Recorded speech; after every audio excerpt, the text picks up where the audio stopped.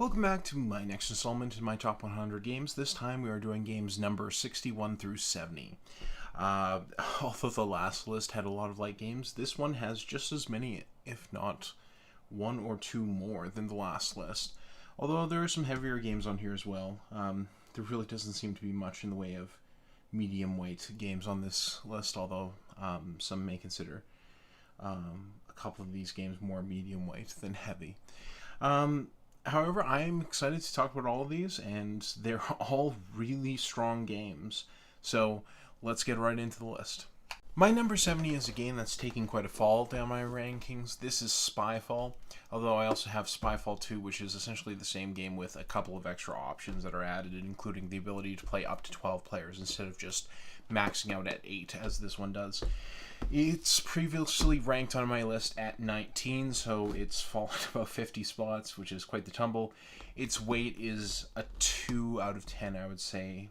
There are simpler games, and although the box says 3 to 8, and although you can play some versions of the game with more than 8 players, I really think the sweet spot for this one is between 5 and 8 players. Spyfall is a social deduction game that plays in rather fast rounds. Each game, if you time it, is only going to take about 8 minutes. Even if you don't, it's probably going to take no longer than 15, so it's easy to bang out like several games of this in a row. I just haven't been playing it as much, and some of that has to do with the pandemic and not having as many larger group gatherings, because again, I wouldn't consider playing this unless I have at least 5 players there to play it. It is really solid. It is a game in which you're just trying to feel out whether people know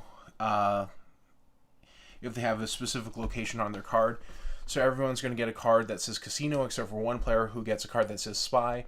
And you're trying to ask players questions where they will reveal that they know they're in a casino, in this example, or reveal that they clearly don't know. And basically the game ends by either accusing a person and either being right and everyone wins except the spy because you correctly identified the spy, or identifying the wrong person, or the person who's the spy identifies correctly that, oh, we're in a casino, because your questions and answers about the location gave away too much. It's a very cautious game of doublethink. And that's really an intriguing party game that has that element of sort of fuzziness that I think characterizes the best party games. I just haven't played this one as much as I would have liked in recent years. I could see this shooting back up my list. I don't know if I could ever quite have the heart to have this fall off my top 100 altogether. It really, you can tell that there's a little bit of wear and tear in my box because I've just hauled this to so many game nights because I know it's a perfectly flexible game that will easily engage the players, so as long as you have that player count. So that is my number 70, Spyfall. My number 69 is Anachrony. I have the Essential Edition here. I also have the Fractures of Time expansion, although I haven't touched that one other than to dabble with the solo mode a little bit, which is initially why I got it. I wasn't necessarily looking for extra content in a game that was already this complex. It's new to my list. Its weight is about a 9 out of 10. It does get more complex than this, but not a heck of a lot more. And we'll play 2 to 4 players, but it will also play solo again with that expansion, or if you have the Infinity Box that just has all the content thrown in it. Interestingly, there are 2 separate solo modes that I haven't done a deep dive into what the whether one is thought more highly of than the other. Well, I think one of them had compatibility issues with some of the expansion content, which was what led to the creation of a totally separate solo mode that was different from the original.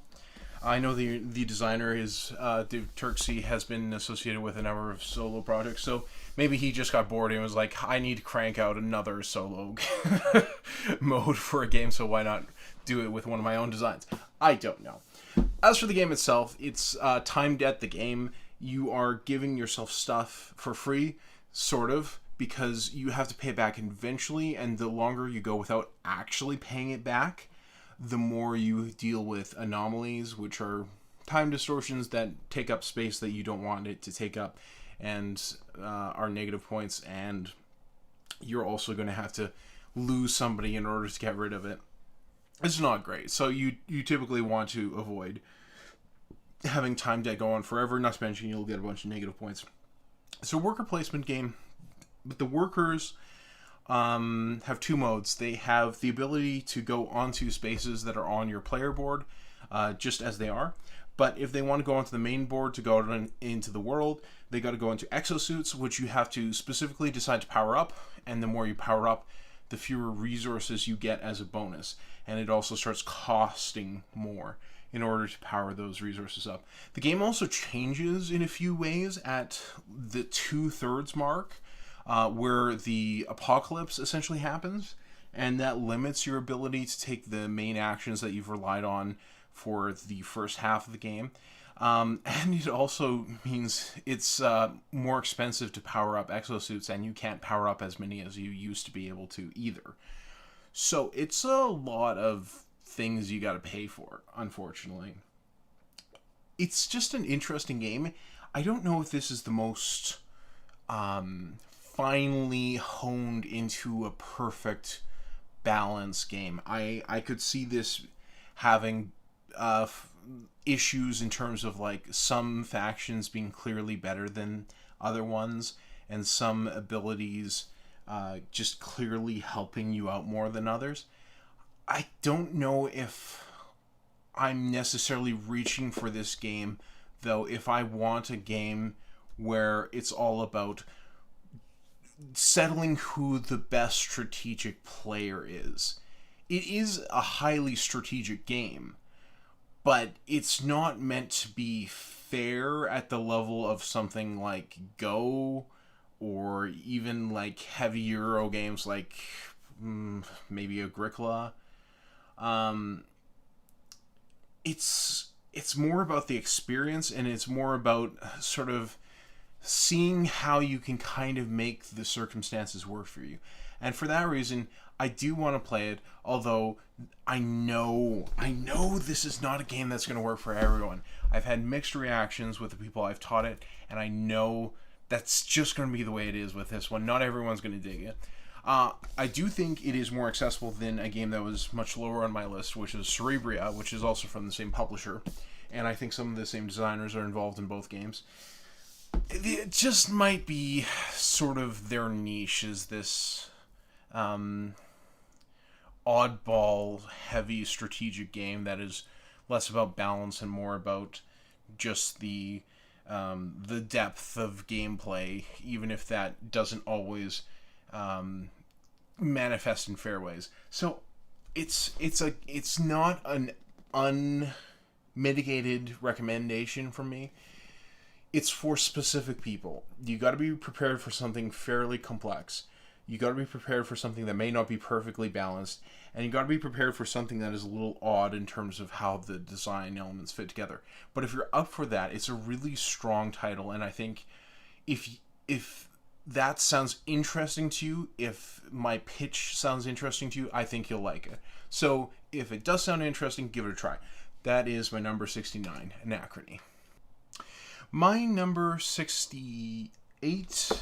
Sorry, I grabbed the wrong box. Let me just grab the correct one. My number 68 is Caper Europe. So this is a reprint, a re-implementation, I suppose, of the original game, which was simply called Caper. It is new to my list. Its weight is about a 3 out of 10, and it is strictly a two-player game.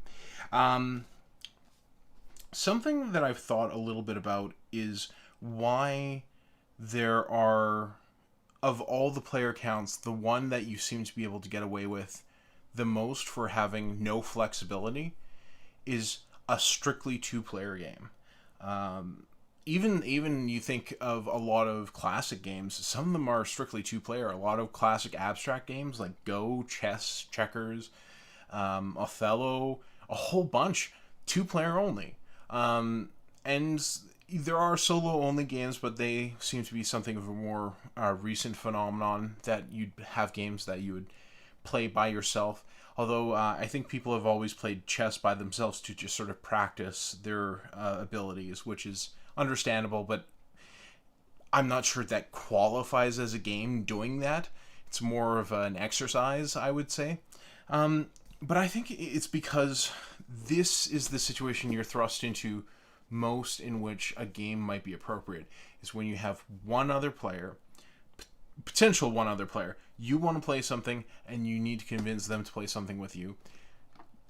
Having a game that specializes in a single player count of 2 is actually kind of useful, and it probably explains why a lot of those games are light, because oftentimes you have a romantic partner, they're your only person in the house at a given time, or at least maybe the only person who's of old enough age to realistically play a game. There's a specific situation that this often fits. I could play this with most people. I think the people who have the hardest time, or would have the hardest time with this one, are honestly people who have played other drafting games that just work differently. So if they've played Seven Wonders, it might be a little bit difficult for them to get their head around, oh no, we actually take turns drafting the cards. I draft one, you draft one, and then we swap hands, instead of drafting them both simultaneously, reveal, and then swap. It's modular. There seem to be 4 different modes that are based on 4 different possible locations. I've only played with the base one so far, but it's quite good. I do want to try the other ones, see how they fare. But it's just a little bit of set collection, push and pull, money management, and the money management is interesting in the fact that if you need to take money and it's not available in the center, you start taking money from the other player directly. So hoarding a bunch of cash is not actually an optimal strategy, because then you just leave yourself vulnerable to them drafting cards that take money directly away from you, and then you've essentially wasted some of those card actions that gave you money. The art style I find charming. The only thing I would say is I just need to play more of it. I need to try the other 3 ones and see what they bring, and see which of the 4 is going to be my favorite and my default go-to. I don't know if I need to introduce people to the one that it recommends as the easiest one, because this doesn't have that much going on in it that I feel it would be overwhelming to add in the ones that have a little bit more gameplay complexity to it. I don't think it'd get that overwhelming for the most part. And if it did, I might just try to play a simpler game than this one anyway. But it's fast, it's fun, it's aesthetically appealing. It's a great game, I think, to show if I have one other person who has never played a game in their life, this isn't a bad option for that. And I think if you have a situation where you have one person that you could play games with a fair amount, but you don't want to overwhelm that person with complexity, this is a pretty good option. And I would recommend it, unlike Anachrony, pretty widely to just about anyone, unless you just don't like light games or you don't like card drafting games. Other than that, I think it's a pretty safe bet. So that is my number 68, Caper Europe. Okay, now the game that I mistakenly grabbed for the last one. This is my number 67, and a game that I wouldn't be surprised is on my list in a decade, assuming I live that long. This is For Sale. For Sale is a terrific game. It was previously ranked 51 on my list, and I could see it going back up into that range easily. Its weight is 2, and it plays 3 to 6 players, and no problems at any of those player counts. For Sale is a 2-part bidding game. It is very much like Biblios. I guess I like this one better, although honestly, ask me any given day and I might give you a different answer about which of the 2 games I would rather play. And the honest answer is probably at 2 to 3 players I would play Biblios, partially because Biblios is the only one that'll play 2 to 4 players. And for Sale, 4 to 6 I would probably pick that one. And then I guess it would be an interesting discussion as to which one I would... 5 to 6, yeah, that's For Sale can only play... is the only one that can play to 5 to 6 of those 2. And then 4 players is sort of where there would be some consternation as to which one I would rather play. Flip a coin. So it is a bidding game in 2 halves, like Biblios.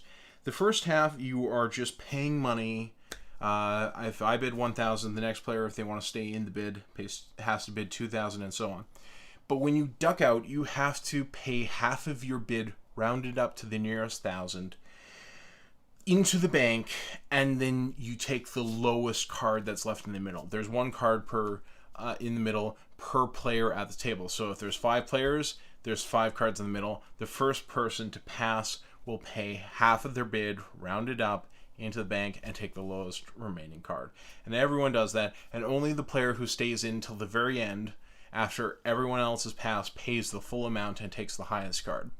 So often it's better to pass at the right time and mitigate how much you're paying to get a pretty good card rather than pay the full amount for the best, especially if the top cards are close. So if there's only 2 players left and the top there's only a 28 and a 26 left, it's probably better to pass and get the 26 and pay half of what you would have to get 2 numbers better than to pay the full amount, and you don't necessarily control that. So that's interesting. Then the second half is another kind of auction where you take all the cards that you got. They're ranked 1 through 30 with one number for each, with one card for each of those 30 numbers. You put them down face down, and there's a set of, again, number of cards out, same as the number of players. So 5 players, 5 cards, and they're actual money values. You flip them up, the highest numbered card that a person put in front of them and then flipped up takes the highest money value from the center, and then the second highest number value takes the second highest money value, and so on until everyone gets their money card. And then you just keep going through that to the end. You just total money at the end, including any leftover money from the first half that you didn't spend. That gets added to your total. If you left 3,000 that you didn't spend out, that's added to the value of all the cards that you got in the second half of the game, and highest total wins. I've basically taught you like 85% of the rules, just describing it that way. And that's part of what makes it a great game to play in just about any situation.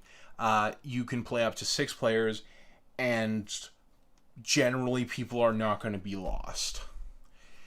It helps that its theme is about money, and usually if people have something to latch onto where, oh, this is like a real world thing that they're aware of and that they're comfortable with, it makes it easier to make the transition into a game system, even if it isn't one-to-one how those two things are related. It works here, and it's a go-to gateway/filler game that I'm happy to play in almost any situation. I could see this hanging around my list forever. Honestly, if I could ever get to a point where I have 100 games I like better than For Sale, I'm doing really well, because this game is excellent. Recommend this to basically anybody, other than you only have yourself or yourself and one other player to play with. I guess in the case of the latter situation, go with my number 68, Caper Europe. But yeah, unless you're a solo or strictly 2-player gamer, play For Sale. Go find a copy if you can. I hear it's not really worth checking out the expansion, but that was just one person's opinion from what I remember. But I don't see why this game would need an expansion. It's quite complete as it is. My number 67, For Sale. All right, well, let's switch to games that are a little bit heavier now. We're going to go with number 66. This is Beyond the Sun. This is new to my list. Its weight is about an 8. Probably about an 8. It plays 2 to 4 players, and look at that cover. Isn't that cover nice? That's great, but then the board looks like this, and that's less impressive. Oh well. Beyond the Sun is a game that is mostly about a tech tree. You are shooting up on the tech tree, and depending on which techs you take, you are going to have access to future better techs. There's some randomization in terms of which techs are available exactly. You're drawing from a deck, and it may be that you are getting red text.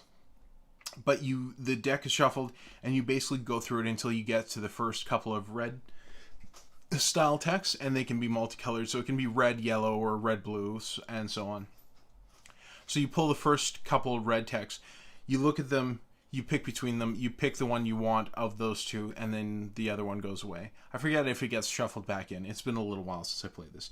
This is a great game. I just wish it was a game that had more table presence. I guess what I'm wishing for is more of a aesthetic sophistication to go along with the feeling of the gameplay. It doesn't feel like it's meant to be this grandiose game when you actually play it. It doesn't look like it matches the grandiose nature of the gameplay and sort of what thematically is happening. Some of the things that are easy to miss are just the names of the technologies, which can be quite entertaining and thematic, which you can sort of brush aside and just concentrate on, okay, this one gives me this particular ability. There's a little bit of area control, there's a little bit of worker placement, and that's decently done. But it's mostly as infrastructure to support the gaining of techs and what that gives for you over the course of the game. It fills a niche I didn't know I was lacking. I didn't know I needed Tech Tree the game until I played that, and now it's probably going to sit in my collection for at least half a decade. I think it's really strong. I think it could get better with an expansion, and I hear there is one coming, which may include a solo mode, which again might get me to play this more.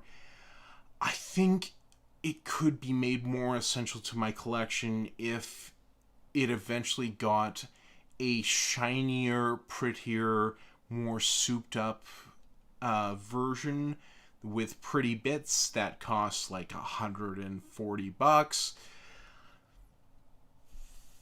I would be rather excited about it. For whatever reason, the idea of playing this game, this exact same game system, but with a much more deluxeified presentation, I think I could get this played 3 times as much as I do now.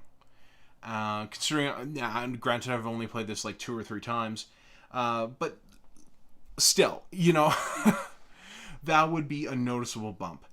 I recommend it. I especially recommend the deluxe version that comes out in like 2028.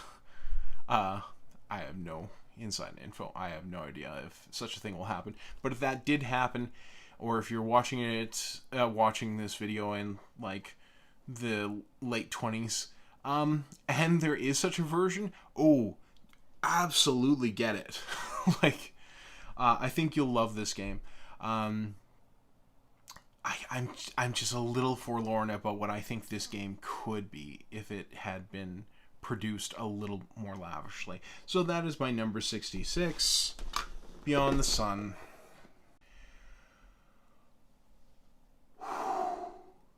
Okay.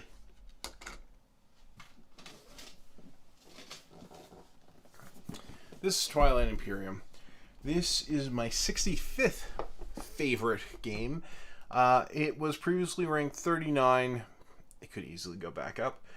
Its weight is a 10. It's not even so much the complexity, but it's the complexity combined with the game length. And I wouldn't play this at 3, but 4 to 6 players sounds absolutely fine.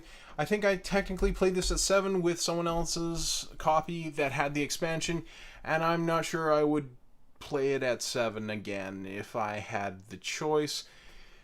4 to 6, though, absolutely would love to play this. In fact, if anything, I wish I had a chance by now to play a 6-player version of the game. I'm not going to say much about this.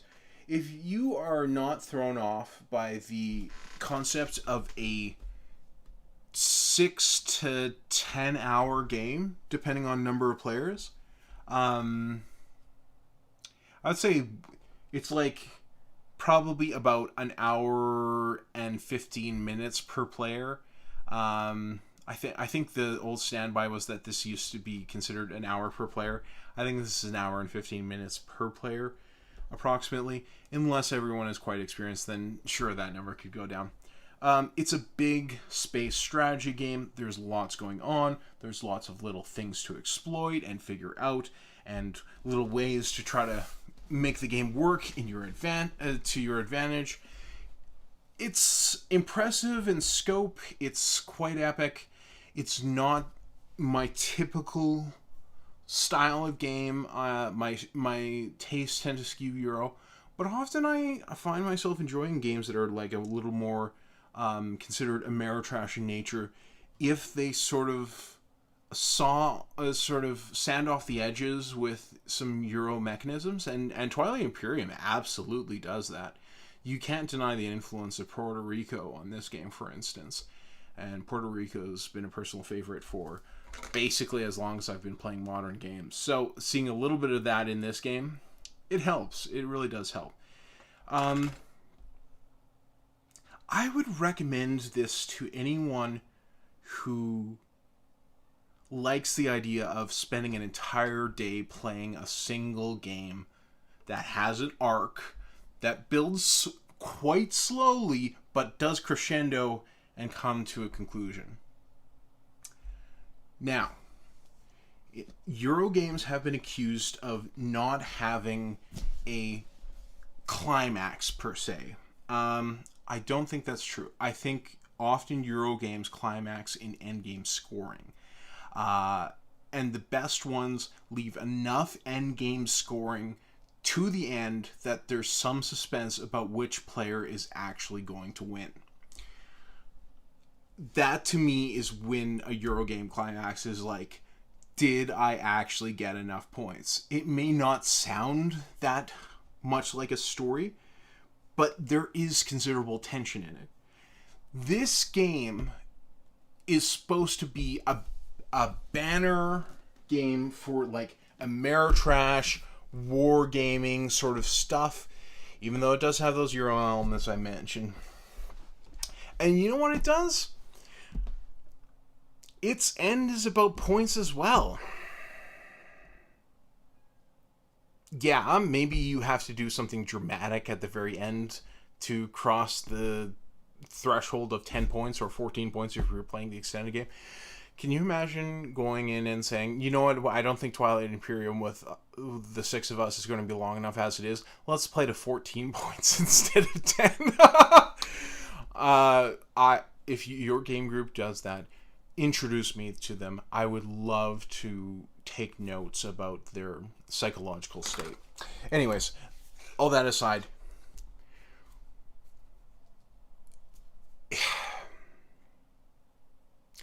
if you think that my argument that Eurogames climax with the endgame scoring is lame, then tell me why it's not lame when it's done that way here, when it's a race to 10 points. I don't know. Maybe all these categories of games just aren't that different from what we say. Maybe they're a little bit more similar than that. I don't know. Anyways, that is my number 65. Twilight Imperium. I'm going to put this back on the shelf now. Okay.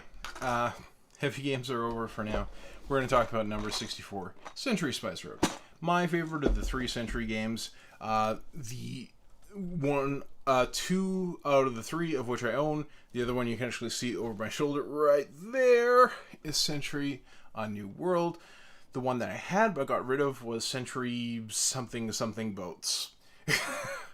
It didn't make nearly as much of an impression as the other 2 games did, in my view. This is just a great, straightforward, fast card game.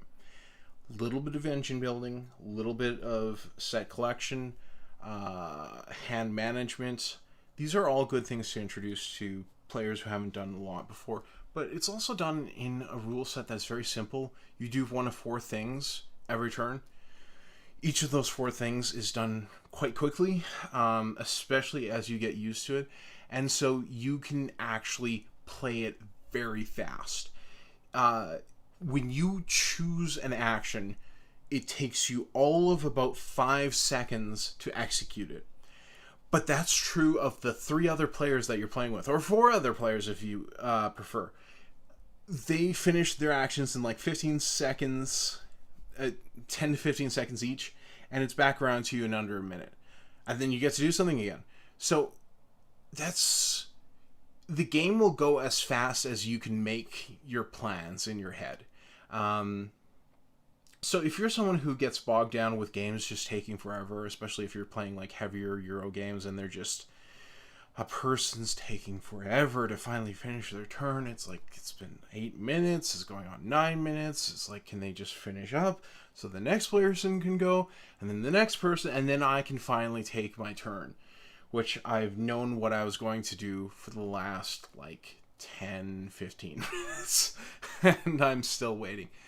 If that bothers you, this is pretty much the antidote to that problem. It's super fast. It's the only one of the 3 games that also plays 5 players. The other 2 games only play up to 4.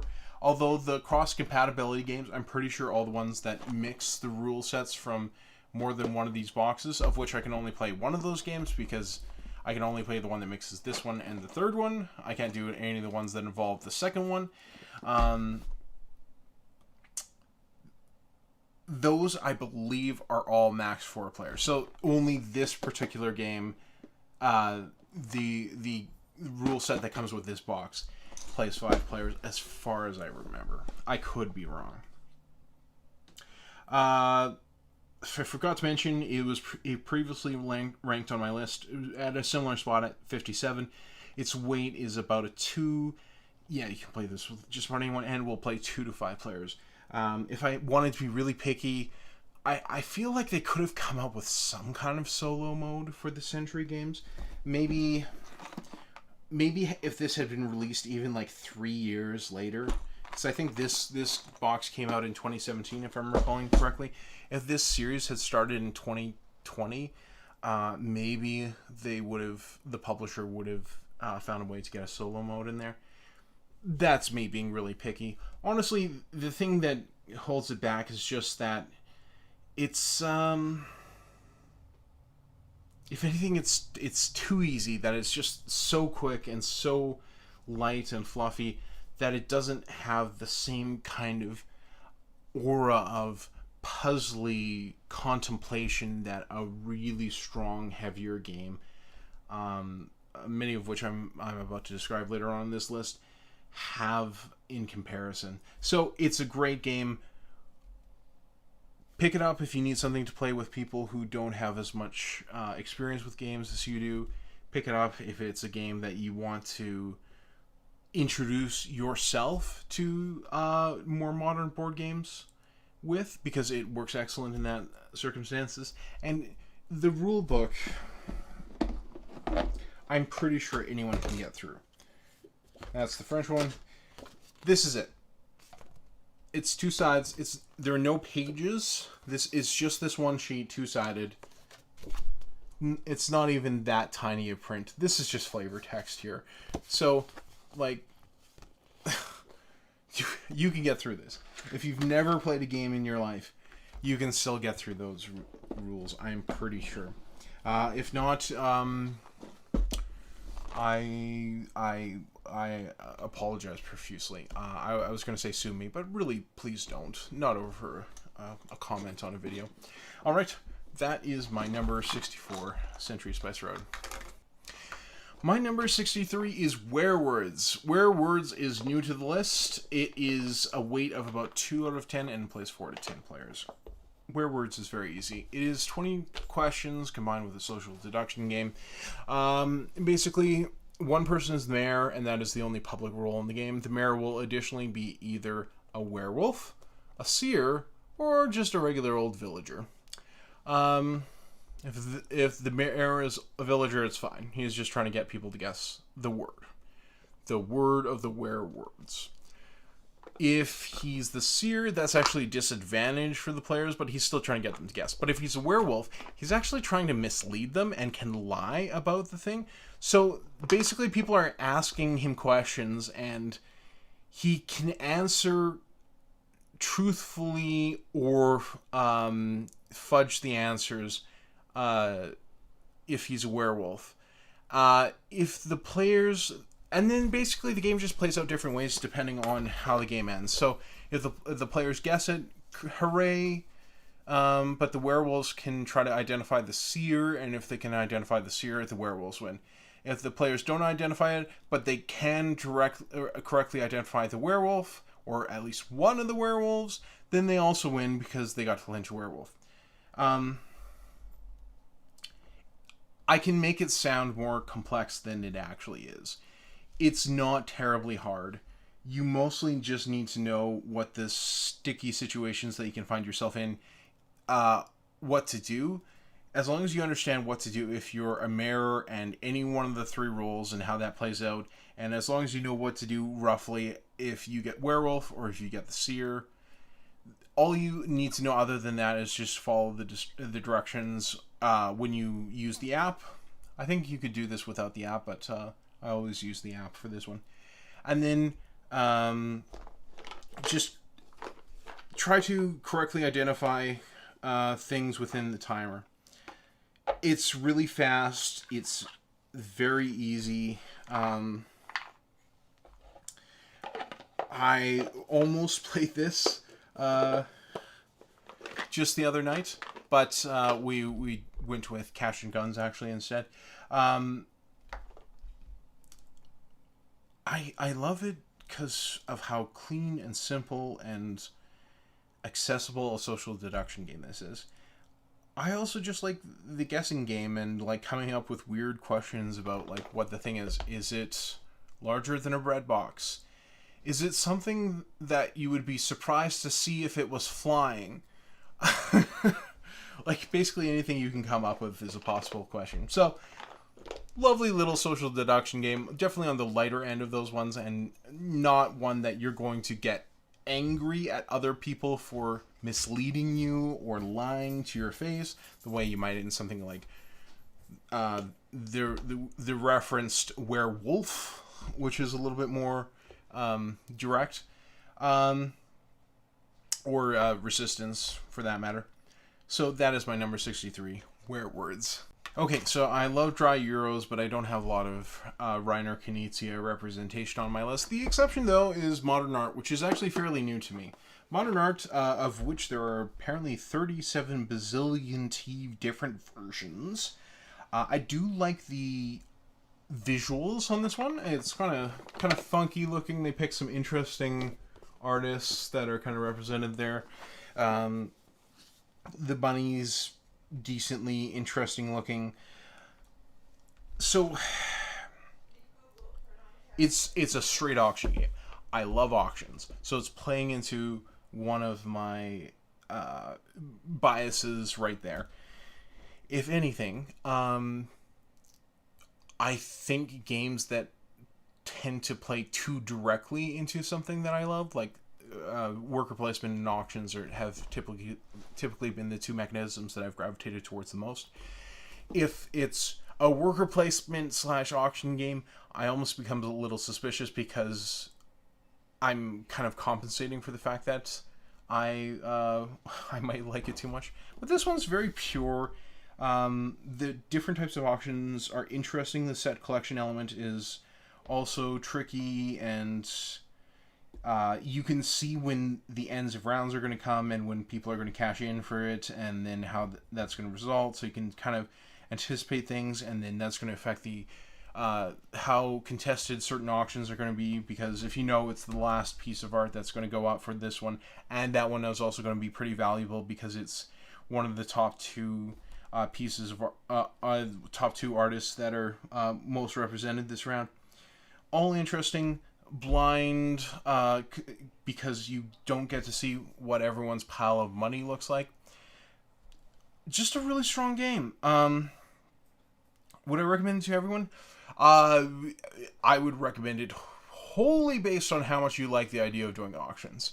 If you find that fun, you're probably going to have a good time with this one. If auctions leave you a bit cold, stay far, far away from this one. So, strong recommendation, at least to those who like auction games. And it's not that complex. You could probably play it with people who don't play a lot of games, as long as they're comfortable playing a game that's fairly heavy on money. So that is my number 62, Modern Art. Oh, new to my list, weight is a 3. Maybe could be talked into bumping that down to 2. And is 3 to 5 players. And last on my list is Kalis 1303. Okay, so Kalis used to be my number 2 game.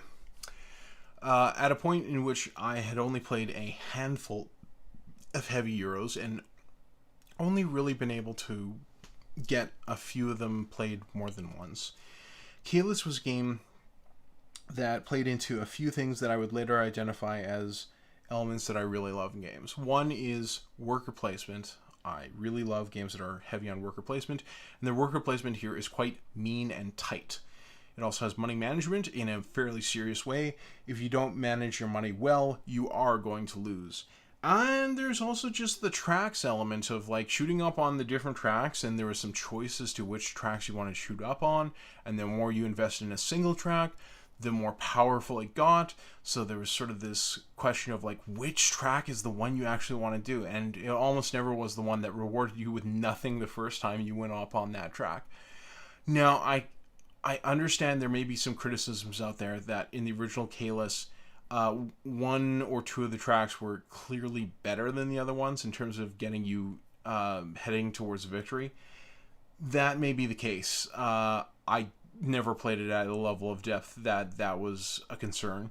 But I did tend towards either the money or the points tracks when I played it.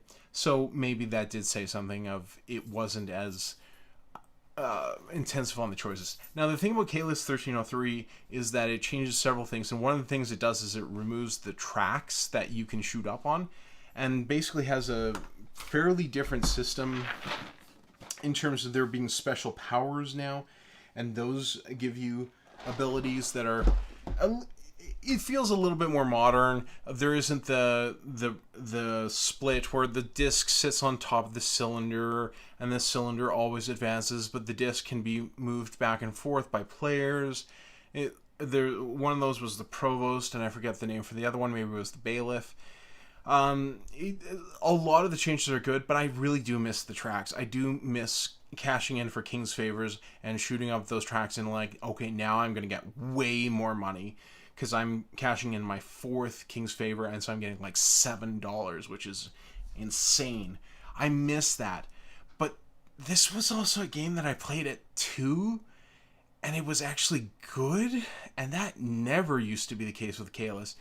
So I'm kind of deciding to cut bait with the original Kalis and just focus on this one. And I still like it quite a bit, but I should probably play it with 3 or 4 players because Kalis always worked better at those player counts. I don't know. It's still fairly high up. I just wonder if this is going to be a game that I'm mostly going to have living on in memory. But this version is pretty promising, and I want to play it some more. So, yeah, I don't know. Maybe I'll circle back, and this one will end up shooting up on my list. I'm not quite sure. It was previously ranked 45th on my list, although that was the original Kalis that was ranked at that point. Its weight is a 7, and it plays 2 to 5 players. They didn't add a solo mode, though. You'd think they could have. But I'm pretty sure we're on the box. Yep. 2 to 5 players. Huh. Well, I suppose not every game needs a solo mode. But I guess I'm just at a point where when I get a game that's going on to the heavy shelf, which is just that direction, behind the camera. I guess I can flip it around for a sec. Yeah. Anything that goes on this shelf over here, I kind of wanted to have a solo mode. Just because I need an excuse to get some of these games played more often than I do currently. Because I can wrangle myself into a solo game more easily than I can find 2 or 3 other people to play, say, Brass Birmingham with me. So they come up with solo mode for that. I'm going to be all over it. So anyways, that is my number 61, Kalis 1303. So that is my number 61 through 70 on my top 100 list. I hope you enjoyed that. Now, although there were a fair number of light games on there were some heavier ones there too, such as Beyond the Sun and Kalis 1303. However, next week is going to make up for the complete lack of games from my midweight shelf, as almost all of them are games that I stuck on my midweight shelf. All but 2. I have 1 representative from my heavier shelf and 1 representative from my lighter shelf there behind me. So, look forward to that, and I will see you in the next video. Bye-bye.